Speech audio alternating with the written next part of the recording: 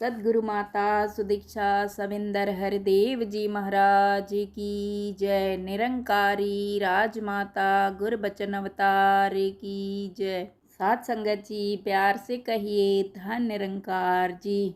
कहानी उनकी अपनी जुबानी।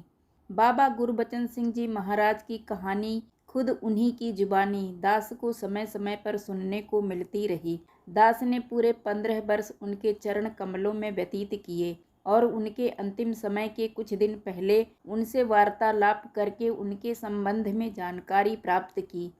इस प्रकार दास ने उनकी जो कहानी खुद उन्हीं की जुबानी सुनी या जानी, उसका संक्षिप्त वर्णन दास यहाँ करना चाह रहा है, ताकि जीवन में थके हारे निराश लोगों को जीवन जीने की प्रेरणा मिल सके, जिससे वे भी अपने जीवन को सही दिशा देकर अपने मानव जीवन को सफल, सुखद और सार्थक बना सकें।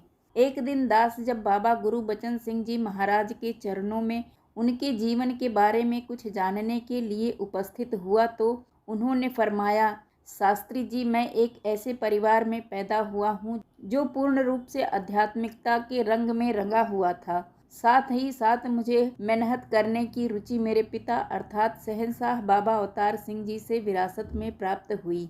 वह बेकरी की भट्ठी पर काम करते रहे और शुरू के जीवन में बोझ ढोने वाले कुली का काम भी किया। उनके परिश्रमी जीवन का प्रभाव मेरे अंदर सहज में ही आ गया है। मेरी माता बुधवंती जी भी पूरी लगन और मेहनत से काम करके अपने परिवार का पालन पोषण करती थी। मेरी माता जी, जिन्हें प्यार से संगते जगत माता जी के नाम से पुकारते थे, सचमुच भोलेपन, कोमलता, सादगी, सरलता, प्रेम और मिठास की सजीव मूर्ति थी। उन्होंने कभी भी हुजूर शहंशाह जी की सुपत्नी होने के कारण अपने आप को विशेष नहीं माना था। जहाँ पाकिस्तान में अपने गुरु बाबा बूटा सिंह जी को अपने घर में ठहरा कर उनकी, उनके परिवार और आए हुए संतों की दिन रात सेवा की, वहीं उन्होंने भारत में दिल्ली आकर भी हर संत, हर सेवादार की निष्काम सेवा की और सभी को ममता के आंचल में संभाला, संवारा और निखारा। यह सादगी, कोमलता, मेहनत, लगन और सेवा भावना के संस्कार मुझे अपने माता पिता से ही प्राप्त हुए। शहंशाह जी का परोपकारी व कल्याणकारी जीवन तो किसी से नहीं छुपा। हुजूर बाबा जी व बाबा बूटा सिंह जी महाराज से मिली तालीम, शिक्षा के परिणाम स्वरूप ही आज यह मानवता की सेवा का सौभाग्य मुझे मिल रहा है। इसका परिणाम यह निकला कि हम परिवार के सब सदस्य जहां इस निरंकार प्रभु को अंग संग जानकर इस महाआनंद में डूबे रहते थे, वहीं दूसरी तरफ हर कार्य को बड़ी लगन और मेहनत से करने के लिए एक अजीब सी खुशी का अनुभव करते रहते थे, क्योंकि हमारे माता पिता अपना अधिकांश समय सेवा, सुमिरन और सत्संग में व्यतीत करते थे। अपने गुरु बाबा बूटा सिंह जी की तन मन धन से सेवा करने में कभी पीछे नहीं रहते थे। इसीलिए इस वातावरण का हम पर भी गहरा असर पड़ने लगा। मुझे आज भी याद है कि मैंने जहां बाबा बूटा सिंह जी की गोद में बैठकर अपना बचपन व्यतीत किया, वहीं स्कूल की पढ़ाई भी दिल लगाकर की। मुझे याद है कि 8वीं से 10वीं कक्षा तक की पढ़ाई के साथ साथ मोटर पार्ट्स की जानकारी भी प्राप्त करने लग गया था। निसंकोच हमारे पास खाने पीने पहनने की कोई कमी नहीं थी, परंतु सेवा और सत्संग के लिए जितनी सामर्थ्य की आवश्यकता थी वह पर्याप्त नहीं थी। मुझे यह तो स्पष्ट हो गया था कि परलोक तो बाबा बूटा सिंह जी की कृपा से सफल हो चुका है, परंतु सेवा में मुझे जितना योगदान देने का चाव था, उस दौड़ में मैं बहुत पीछे था। मेरा विश्वास था कि भगत का लोक भी हर पहलू से सुखी होना चाहिए और परलोक भी। इसका एकमात्र साधन है सेवा। खैर, समय गुजरता गया। धीरे धीरे आर्थिक क्षेत्र में शहंशाह जी का हाथ बटाने के ध्यान से मैं बाबू महादेव सिंह जी के पास स्पेयर पार्ट्स वाली दुकान रावलपिंडी पर जाने लगा। 22 अप्रैल 1947 को दातार की कृपा से मेरा विवाह बहुत सुघड़, सयानी और गुरमत के रंग में रंगी हुई तुम्हारी राजमाता जी कुलवंत कौर के साथ हो गया। कुलवंत ने जीवन में हर कदम पर जिस तरह मेरा साथ दिया, वह अब भी किसी से छिपा नहीं है। इन्होंने मुझे कभी भी किसी परेशानी में पड़ने नहीं दिया, बल्कि घर के बाकी सदस्यों के साथ सदा गुरमत भरा व्यवहार रखा। शहंशाह जी मेरे पिता एवं गुरु की, जिन्होंने सदा गुरु रूप में ही पूजा की। इतना कहकर हुजूर खामोश हो गए। दास को एकदम ध्यान आया कि भारत के विभाजन के समय तो बाबा जी की शादी को कुछ ही महीने हुए होंगे। इस विभाजन का आपके मन पर क्या प्रभाव पड़ा? यह भी जानना चाहिए। दास ने खामोशी तोड़ते हुए पूछा, बाबा जी, देश के विभाजन के समय तो आपको भी बहुत कुछ सहन करना पड़ा होगा। आपने उस समय कैसा महसूस किया? दास की उत्सुकता को देखते हुए बाबा जी ने फरमाना शुरू किया, मुझे तो ऐसा लगता है जैसे यह सारा का सारा खेल कुछ मजहबी जुनूनियों और स्वार्थी लोगों का ही था। उन्हीं के कारण ही एक परिवार की तरह रहने वाले हिंदू, सिख व मुसलमान एक दूसरे के खून के प्यासे हो गए।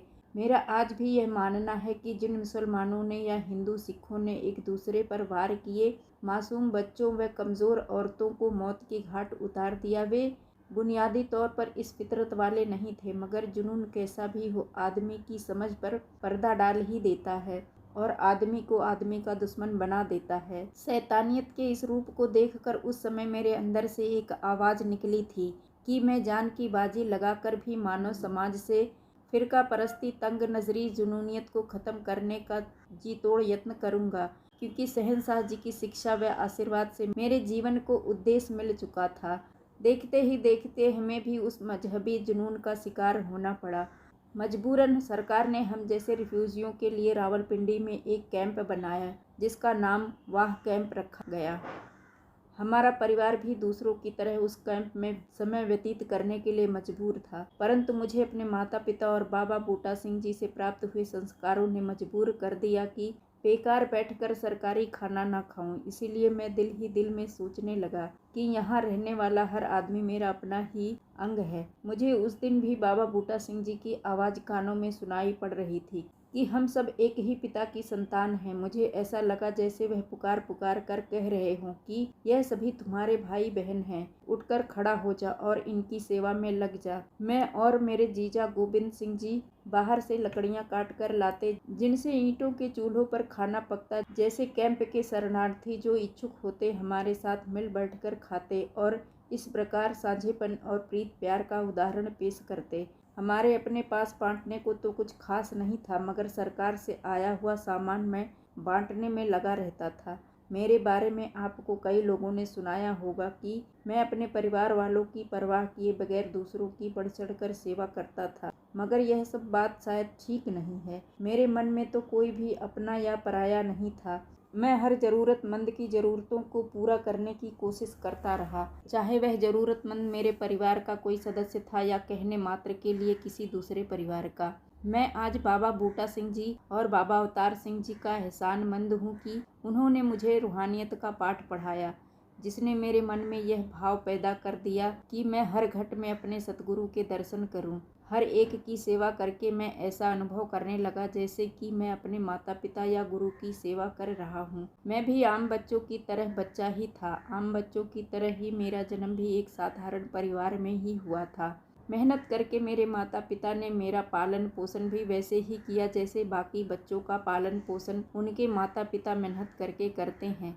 मेरी पढ़ाई भी बाकी बच्चों की तरह ही हुई। मुझे यह कहने में कोई संकोच नहीं कि मैं कोई चमत्कारी व्यक्तित्व लेकर पैदा नहीं हुआ।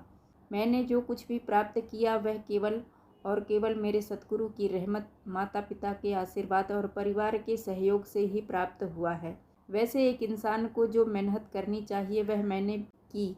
माता पिता गुरु का जो सहयोग प्राप्त होना चाहिए वह सब मुझे मिला। मैं साफ शब्दों में कहना चाहता हूँ कि मैंने आम आदमी की तरह ही जीवन जिया और आज भी आम आदमी की तरह ही जीवन जी रहा हूँ।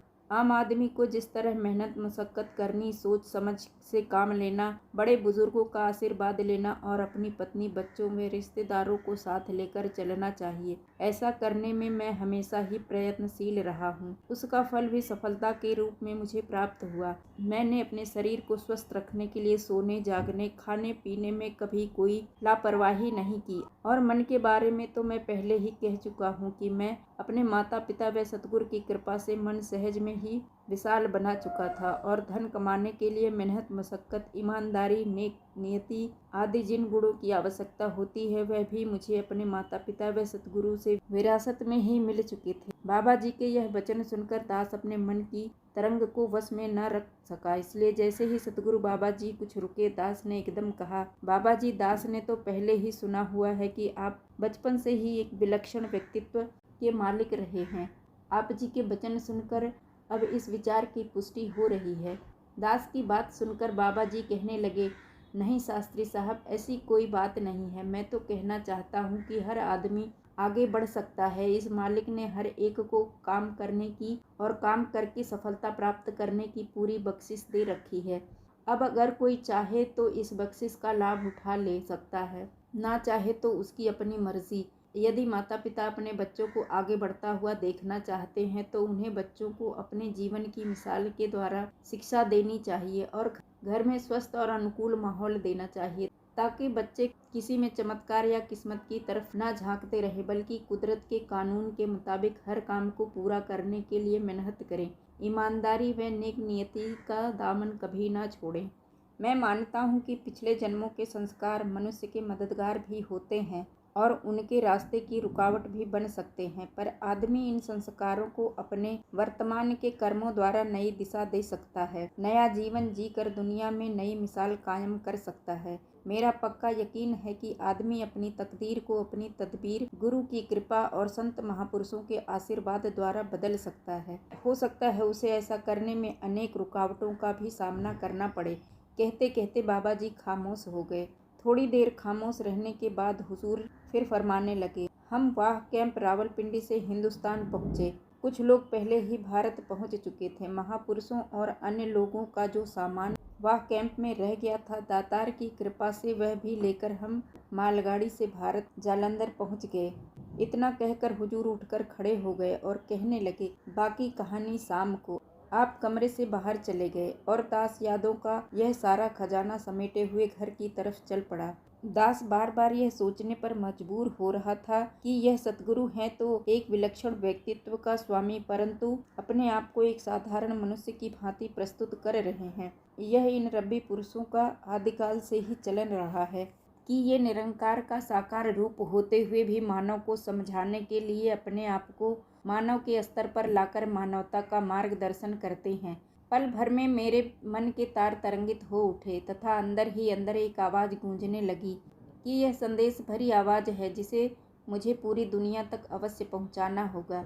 शाम को निश्चित समय पर दास फिर हुजूर बाबा जी के सामने बैठ गया। बाबा जी ने मुस्कुराते हुए फरमाना शुरू किया, शास्त्री साहब, वैसे तो मैंने जो कुछ भी कहना था सुबह ही कह दिया, मगर लगता है आप मेरी पूरी कहानी मेरी ही जुबानी सुनने का ध्यान बनाए बैठे हैं। आपके प्रेम में बंधा हुआ ही आपको बता रहा हूँ कि दिल्ली पहुंचकर मेरे पिता बाबा अवतार सिंह जी पूरी तरह इस सत्य के प्रचार में जुट गए थे। अब उनसे दुनियावी काम करवाना ठीक नहीं था। मैं दिल ही दिल में निश्चय कर चुका था कि अब घर की पूरी जिम्मेदारी निभाने में मुझे किसी तरह की कोई कमजोरी नहीं दिखानी चाहिए। उस समय तक पूज्य गोपाल सिंह जी प्रेमी मुख्य संचालक सेवा दल, पूज्य बाबू महादेव सिंह जी पुरातन महान प्रचारक मोरी गेट में मोटर पार्ट्स का काम शुरू कर चुके थे। शहंशाह जी से इजाज़त लेकर दास भी उनके साथ काम करने में जुट गया। मेहनत हमेशा फल लाती है। दातार की असीम कृपा से हमारी मेहनत भी रंग लाई। फिर हमें कश्मीरी गेट में एक दुकान मिल गई। हमने वहाँ काम शुरू कर दिया। शास्त्री जी, हमारी मेहनत और सद्व्यवहार की बदौलत धीरे धीरे कारोबार इतना बढ़ गया कि मैं अपने साथियों को साथ लेकर दिल्ली और जालंधर में और 2-3 दुकान खोलने में सफल हो गया। मैं यह जरूर कहना चाहता हूँ कि मैंने अपने पिता को पिता तो माना ही था, मगर पिता से बढ़कर उनकी सेवा, पूजा और इबादत गुरु रूप में की थी। जालंधर का काम चल पड़ा तो इशारा पाकर मैं दिल्ली वापस आ गया। दिल्ली आकर मैं शहंशाह जी का ड्राइवर बनकर उनको स्थान स्थान पर सत्संग ले जाने की ड्यूटी करने लग गया। निरंकारी कोठी में ही एक छोटी सी वर्कशॉप खोली, जहां प्रचार में जाने वाली गाड़ियों की मरम्मत करने में मैं दिलचस्पी लेने लगा। सत्संग में भी भाग तो अवश्य लेना था, मगर सत्संग में खड़े होकर बोलने से या आगे बैठने से मैं हमेशा ही झिझकता रहा। पीछे ही जोड़ो, जहाँ जूते रखने की व्यवस्था होती है, मैं बैठकर महापुरुषों के साथ संगत का आनंद लेता था और वहीं से उठकर अपनी सेवा में जुट जाता था। एक दिन शहंशाह जी ने विशाल सत्संग में मुझे अपना आसन संभालने का आदेश दिया। शास्त्री जी, आप अच्छी तरह समझ सकते हो कि उस समय मेरी हालत क्या हुई होगी। मुझे कुछ समझ नहीं आ रहा था। मैं हाँ करता तो मेरे अंदर जिम्मेदारी को संभालने की कोई भी काबिलियत या लियाकत नहीं थी। ना ही मुझे बोलना आता था, ना ही किसी धार्मिक ग्रंथ को मैंने पढ़ा या पाठ किया था, परंतु ना भी नहीं कर सकता था। क्योंकि शहंशाह जी के सामने ना करने का आज तक कभी हौसला ही नहीं कर पाया था। खैर, दिसंबर 1962 से यह जिम्मेदारी मुझ पर आ गई। मेरा सौभाग्य यह रहा कि इसके बाद भी लगभग 6-7 वर्ष 1963 से 1969 तक मुझे शहंशाह जी का आशीर्वाद निरंतर मिलता रहा। इस प्रकार उनकी सेवा करते करते उनकी सरपरस्ती में धीरे धीरे मैं इस जिम्मेदारी को निभाने में मन लगाकर जुट गया। शहंशाह जी के आशीर्वाद, संगतों के सहयोग और निरंकार प्रभु की इच्छा ने मुझे यह जिम्मेदारी संभालने लायक बना दिया। मैं भी हर संभव कोशिश करता रहा कि अपनी जिम्मेदारी को लगन ईमानदारी से निभा सकूं। इससे भी बढ़कर निरंकार जिस घट से जो भी काम लेना चाहे ले लेता है, ऐसा ही मेरे साथ हुआ। बाबा जी यह वचन उच्चारण कर रहे थे कि दास के हृदय में ख्याल आया कि इतिहास गवाह है कि जिन्हें भी गुरुगद्दी मिली उन्होंने गुरसिखी रूप में सपने में भी कभी इसकी इच्छा नहीं की थी। बाबा जी फिर आगे फरमाने लगे, मेरा विश्वास है कि किसी काम को करने के लिए जहाँ लगन, ईमानदारी और नेक नियति की आवश्यकता होती है, वहाँ सही योजना का कोई कम योगदान नहीं होता। इसीलिए इस मिशन के प्रचार को बढ़ाने के लिए कोई न कोई योजना बनाने के समय मुझे लगातार ध्यान रहता है कि इनको अमली रूप देने के लिए कोई अकेला आदमी सफल नहीं हो सकता, बल्कि उस योजना को पूरा करने के लिए सैकड़ों हजारों हाथ की आवश्यकता पड़ती है। शास्त्री जी, आपको पता है कि मैंने अपने मिशन के जिम्मेदार महापुरुषों को 3 बार विचार विमर्श करने के लिए बुलाया, 2 बार मसूरी में और 1 बार लुधियाना में। और इन महापुरुषों की ही कोशिश का यह नतीजा है कि मिशन दिन दुगनी रात चौगनी तरक्की करने लगा। सत्य की आवाज़ देश के कोने कोने में और दूर देशों में फैलने लगी। थोड़ी देर खामोश रहकर हुजूर फिर फरमाने लगे, मैं यह भी बताना चाहता हूँ कि मेरी पत्नी आपकी राजमाता जी ने भी हर रूप में, हर क्षेत्र में मेरा पूरा सहयोग दिया। आज निरंकारी मिशन में बहनें, बच्चियाँ और माताएं जो इतनी बड़ी गिनती में दिखाई देती हैं, यह सारा का सारा पुण्य प्रताप आपकी माता का ही है। जो समय मेरा गृहस्थ के फर्जों में लगना चाहिए था, वह आपकी माता के कारण बच गया और मैं अपना सारा समय सत्य की आवाज़ को घर घर पहुंचाने में दे पाया हूँ। यह शायद ही किसी से छिपा हो। इतना कहकर बाबा जी उठकर बाहर चले गए। दास भी कॉपी पेंसिल उठाकर अपने दफ्तर की ओर चल पड़ा।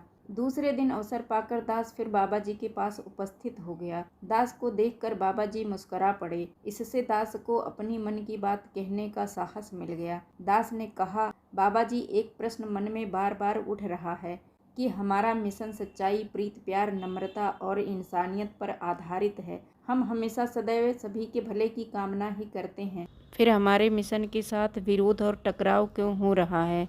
हम तो किसी को कुछ कहते ही नहीं। यह सुनकर बाबा जी फरमाने लगे, शास्त्री जी, आप तो जानते हैं कि सत्य के प्रचार में रुकावटें डालना कोई नई बात नहीं। सत्य का रूप तभी निखर कर सामने आता है जब तप और त्याग की भट्ठी में से गुजरता है। पुरातन इतिहास इस बात का गवाह है कि सत्य की राह पर चलने वालों को विरोध, क्रोध का सामना करना पड़ा है। उन्हें अपने प्राणों तक का बलिदान देना पड़ा है। हमारा मिशन क्योंकि सत्य की राह पर लगातार बढ़ रहा है, इसीलिए इसे भी कुर्बानी की राह पर चलना पड़ रहा है। कुर्बानी के बिना कोई कामयाबी नसीब नहीं होती। आप देख रहे हैं, कभी पठानकोट तो कभी कदियाँ, कभी घुमान, कभी अमृतसर और कभी कानपुर में जानलेवा हमले हुए हैं। अभी कुछ दिन पहले ही दुर्ग में घातक हमला हुआ। मुझे ऐसा लग रहा है जैसे सत्य के फैलाव के लिए कुर्बानियाँ दिए बिना इस मिशन की सही तस्वीर लोगों के सामने नहीं आ सकेगी। यह कहते कहते ही बाबा जी एकदम खामोश हो गए। कुछ क्षण बाद खामोशी को तोड़ते हुए स्वयं ही फरमाने लगे, 1963 से लेकर 1980 तक का मेरा हर कदम आपके सामने है। आप मुझसे बेहतर इस मिशन की कहानी जानते हैं। सब कुछ आपकी आंखों के सामने से ही गुजर रहा है। मैं तो सिर्फ इतना ही कहना चाहता हूँ कि लोग अगर सुख की जिंदगी जीना चाहते हैं तो उन्हें किसी चमत्कार या किस्मत का इंतजार नहीं करना चाहिए, बल्कि कुदरत के कानून के मुताबिक जिस मेहनत, ईमानदारी, नेक नियति और लगन की ज़रूरत है, उससे कभी जी चुराने की कोशिश नहीं करनी चाहिए। उठते उठते हुजूर ने फरमाया, हाँ, मैं मानता हूँ कि इसके लिए एक अच्छे वातावरण की आवश्यकता पड़ती है और आदमी को उस वातावरण की खोज करते रहना चाहिए। संतों की संगत, आपका परामर्श और आशीर्वाद आदमी को ऊंचाइयों की तरफ ले जाने में मददगार होते हैं। मगर यह सच्चे सुच्चे लोग निराकार प्रभु की कृपा से ही मिलते हैं। इसीलिए निराकार प्रभु की कृपा प्राप्त करने के लिए हमें सदा सत्संग, सेवा, सुमिरन में अपना मन लगाए रखना चाहिए। मन को ऐसे कामों में लगाए रखने के लिए सतगुरु पर दृढ़ विश्वास बहुत आवश्यक है। इस प्रकार सतगुरु के मार्गदर्शन लेकर मेहनत, तप, त्याग के रास्ते पर चलते हुए हर कोई आगे से आगे बढ़ सकता है। याद रखो कि तरक्की किसी खास आदमी की मलकियत नहीं, बल्कि हर वह आदमी इसे प्राप्त कर सकता है जो मेहनत, ईमानदारी, नेक नियति और विश्वास के साथ आगे बढ़ता है। कहते कहते हुजूर कमरे से बाहर चले गए और मैं समझ गया कि हुजूर बाबा जी ने जो कुछ कहना था कह दिया है। अब हमारा कर्तव्य बनता है कि हम इस समय की आवाज़ को उसी तन्मयता से, उसी लगन से और तप त्याग के साथ, मेहनत मशक्कत के साथ, सतगुरु और संतों के आशीर्वाद के साथ घर घर पहुंचाने में दिन रात एक कर दे, ताकि जहां हम सुखी हुए हैं वहीं दुनिया को भी सुख की इस राह पर चलाकर सुखी कर सकें। हुजूर बाबा जी ने तो कहानी को विराम देकर बाहर चले गए, मगर दास के रोम रोम में से एक तरंग उठी जिसने मेरे इस विश्वास को दृढ़ कर दिया कि यह तो इन रब्बी पुरुषों का बड़प्पन होता है कि यह सभी शक्तियों के स्वामी होते हुए भी, निराकार का साकार रूप होते हुए भी एक साधारण इंसान की तरह प्रस्तुत करते हैं, जबकि एक साधारण इंसान का सदैव यही प्रयत्न होता है कि वह अपने आप को विशेष रूप में प्रस्तुत कर सके। दास को एकदम ध्यान आया कि जैसे बच्चे को चलना सिखाने के लिए बड़े बुजुर्ग नीचे झुककर उसकी उंगली पकड़ते हैं, तथा बहुत विद्वान शिक्षक भी बच्चे को पढ़ाने के लिए क ख ग को बार बार दोहराते हैं, और जब अक्षरों की पहचान हो जाती है तो बच्चे के बौद्धिक स्तर के अनुसार ही उसे पढ़ाते जाते हैं। शिक्षक की विद्वता के सागर से अनभिज्ञ बच्चा कभी कभी यह भी समझ बैठता है कि शायद शिक्षक का ज्ञान सागर इतना ही होगा। इसी प्रकार यह रब्बी पुरुष भी दैवी खजानों के स्वामी होते हैं। इनकी कृपा दृष्टि भाग्य पलट सकती है, इनका आशीर्वाद बिगड़े काम संवार सकता है, इनका ध्यान मनुष्य के अंतःकरण को रोशन कर सकता है, इनका दर्शन नैनी सुख कलेजे ठंड डालने वाला और इनके तदबीरें मानवता की तकदीर पलटने वाली होती है। परंतु यह दैवी शक्तियों के स्वामी मानव को मानव बनकर जीने का ढंग बताने के लिए हर वह कर्म करते हैं जो मानव को इस समाज व दुनिया में रहते हुए करने चाहिए। यही कुछ कर सकना ही मानव जीवन की सफलता है। इसीलिए इनका सारा यत्न मानव को मानवता सिखाने के लिए होता है। इनका यही रूप साधारण इंसान को इन्हें आसानी से समझने नहीं देता। सत्य तो यह है कि यह रब्बी पुरुष मेहनत, लगन, नेक नियति और कर्म को समानता देते हैं, ताकि कहीं लोग कर्महीन न बन जाएं। जबकि यह अटल सच्चाई है कि कर्म और कर्म का फल मिलता ही बख्शिश से है। अगर यह रब्बी पुरुष चमत्कार करके लोगों को एकत्रित करना चाहे तो एक पल में एकत्रित कर सकते हैं, परंतु यह किसी चमत्कार अथवा जादू के द्वारा संसार में परिवर्तन लाने की अपेक्षा इंसान की सोच, विचार और भावनाओं को सही दिशा देकर खामोश क्रांति लाते हैं। और यही कुछ बाबा गुरुबचन सिंह जी ने किया। जीवन के हर कदम और हर क्षेत्र में मार्गदर्शन देने के लिए उन्होंने स्वयं ऐसा जीवन जी कर दिखाया जैसा वह औरों से चाहते थे। यही उनकी महानता व बड़प्पन था। साध संगत जी, प्यार से बोलिए धन निरंकार जी।